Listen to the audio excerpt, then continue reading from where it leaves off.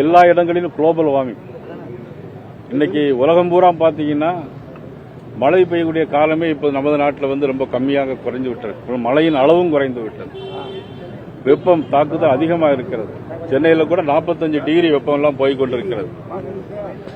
ஆக மாண்புமிகு பாரத பிரதமர் நரேந்திர மோடி அவர்களுடைய சுற்றுப்புற சூழல் பாதுகாப்பு தினமாக ஜூன் 5ஆம் தேதி இன்று. ஆக இன்று மரம் நடுவதற்கு நாங்கள் இன்றைக்கு ஆரம்பித்து வைத்திருக்கிறோம். தமிழ்நாடு முழுவதும் இருக்கிற பாரதிய ஜனதா கட்சியினுடைய காரியகர்த்தர்கள், பொறுப்பாளர்கள் அனைவரும் எல்லா இடங்களிலும் மரங்களை நட்டு பெருகி வருகின்ற வெப்பத்தை குறைக்க வேண்டும், சுற்றுப்புற சூழலை நாம் பாதுகாக்க வேண்டும் என்பதற்காக இந்த தினம் இன்றைக்கு அறிவிக்கப்பட்டிருக்கிறது. பாரத பிரதமர் ஸ்வச் பாரத் திட்டம், அதாவது தூய்மை இந்தியாவை உருவாக்குவதற்கு பாரத பிரதமர் முழு முயற்சியை மேற்கொண்டிருக்கிறார்.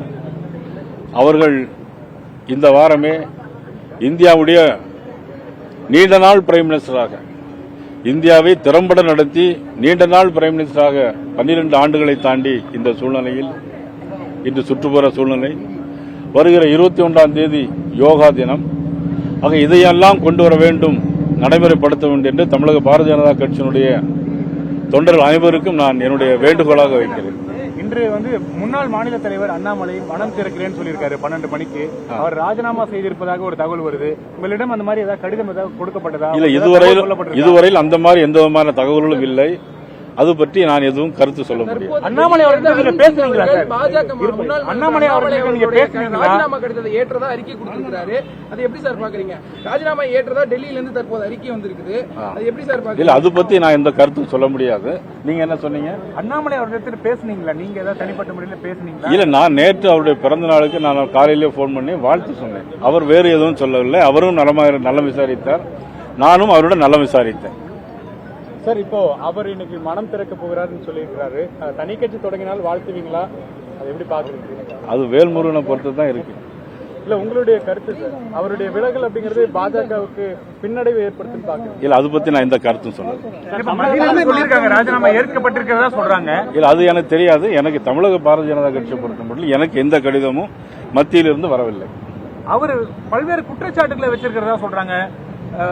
குறிப்பாக வெற்றி பெறக்கூடிய அளவிலான தொகுதிகளை பெறவில்லை, வேட்பாளர் தேர்வில் நிறைய குளறுபடி இருந்ததாக அவருக்கு அதிருப்தி இருந்ததாகவும் அதை மத்திய தலைமை இடத்துல திரு அண்ணாமலை சொல்லியிருப்பதாகவும் எல்லாம் சொல்லியிருக்காங்களே, அதை பத்தி உங்ககிட்ட ஏதாவது கேட்டிருக்காங்களா மத்திய தலைமை? இதுவரையிலும் எனக்கு மத்திய தலைமை அந்த எந்த விதமான கருத்துக்களும் என்னிடம் கேட்கவும் இல்லை. இல்ல, அதிகாரப்பூர்வமா இப்போ மத்திய தலைமையை அறிக்கையை ஏற்றுக்கொண்டதாக சொல்லியிருக்கிறாங்க. ஏற்றுக்கொண்டதாக வேல்முருகன் சொல்லுகிறார். எனக்கு எந்த விதமான தகவலும் வரவில்லை. அருண் சிங் எனக்கு எந்த விதமான தகவலும் வரவில்லை. சட்டம் ஒழுங்கு கடந்த 11ஆம் தேதி 10ஆம் தேதி பதவியேற்றார்கள்.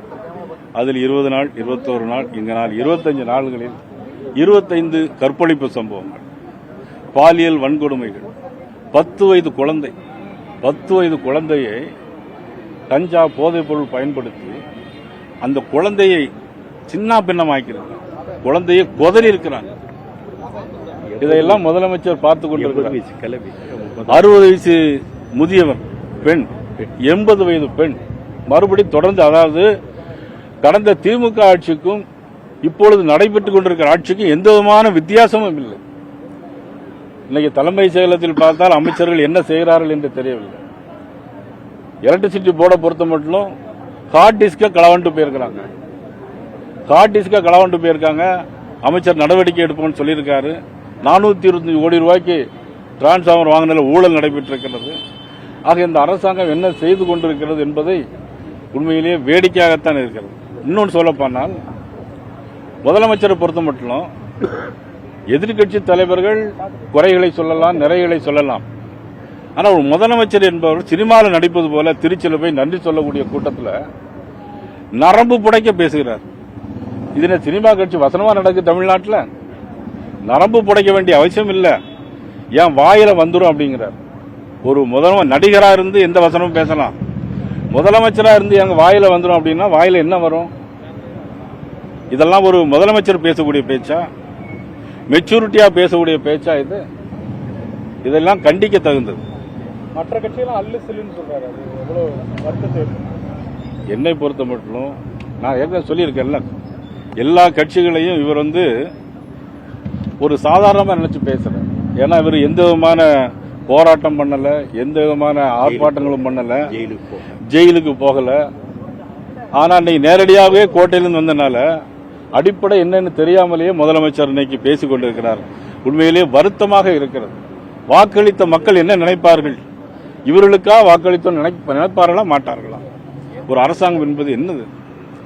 மக்களின் எதிர்கால பிரச்சனை, எதிர்கால சந்ததியுடைய பிரச்சனை. இந்தியா கூட்டணி 8ஆம் தேதி ஒரு கூட்டம் கூட்டுறாங்க, அதுல திமுக பங்கேற்க மாட்டேன்னு சொல்லியிருக்காங்க. அவங்க கூட்டணியோட நிலைப்பாடு இல்ல, அது அவருடைய கூட்டணி நிலைப்பாடு. ஏற்கனவே இந்தியா கூட்டணினாங்க, அது இந்தி கூட்டணி. ஐஎன்டி இந்தியா கூட்டணி இன்னைக்கு பலவிதமாக இன்னைக்கு உடைந்து போயிருக்கிறது. அதை பற்றி நான் கருத்து சொல்ல முடியும். காங்கிரஸ்க்கு தாவேக்கா வந்து இடம் கொடுத்திருக்கு மாநிலங்களவை. அதாவது மத்திய அமைச்சரவையில் எடுத்துக்கொண்டால் இன்னைக்கு பாரதிய ஜனதா கட்சியை பொறுத்த மட்டிலும் இன்னைக்கு 30க்கு மேற்பட்டவர்கள் இன்னைக்கு தாழ்த்தப்பட்ட சமூகத்தை சேர்ந்தவர்கள் இன்னைக்கு மத்தியில் அமைச்சரவாக இருக்கிறார். தமிழ்நாட்டில இருந்து நமது மாண்புமிகு முருகன் அவர்கள் கூட ராஜ்யசபா கொடுத்து இன்னைக்கு மந்திரியாக ஆக்கியிருக்கிறார், தாழ்த்தப்பட்ட சமூகத்தை சேர்ந்த. ஆனால் என் காங்கிரஸ் கட்சி இன்னைக்கு பிரவீன் சக்கரவர்த்தி அவருக்கு இன்னைக்கு ராஜ்யசபா கொடுத்திருக்கிறார். இன்னைக்கு தாழ்த்தப்பட்ட மக்களுக்காக இன்னைக்கு என்ன கொடுத்திருக்காங்க அவங்க? இதை பொதுமக்கள் பார்த்துக் கொண்டிருக்கிறார். இந்த மதுரை எம்எல்ஏ வந்து உயர்கல்வித்துறை இல்ல, அது அவருடைய இஷ்டம். யார் வேணாலும் உயர்க அமைச்சரா போடலாம். இல்ல, அது அவருடைய இஷ்டம். போடுறது பத்தி தப்பு இல்ல. போடப்படுகிற அமைச்சர்கள் சிறப்பாக செயல்படுகிறார்களா என்பதுதான் எங்களுடைய கேள்வி. அண்ணாமலையுடைய விலகலை தொடர்ந்து நிறைய மாவட்டங்கள்ல வந்து பாஜகவினர் வந்து ராஜினாமா செய்து வர்றாங்க. விலகல் கடிதத்தெல்லாம் சமூக வலைதளத்தில் போட்டுட்டு வரதை பாக்குறோம். என்ன பொறுத்தப்படணும், சமூக வலைதளங்களை போட்டதெல்லாம் நான் நம்புறதா இல்ல. இல்ல போடுறாங்க. ஏன் என்னுடைய லெட்டர் பேட்லயே கடிதம் எழுதி போட்டதாக ஃபேக்ஸ் ஒரு கே.பி. ராமலிங்க செய்தி, அது வந்து எப்படி நம்ப முடியும்? இதெல்லாம் வந்து சமூக எந்த கடிதம் வரலையா சார்? இதுவரைக்கும் எந்த கடிதம் வரவில்லை.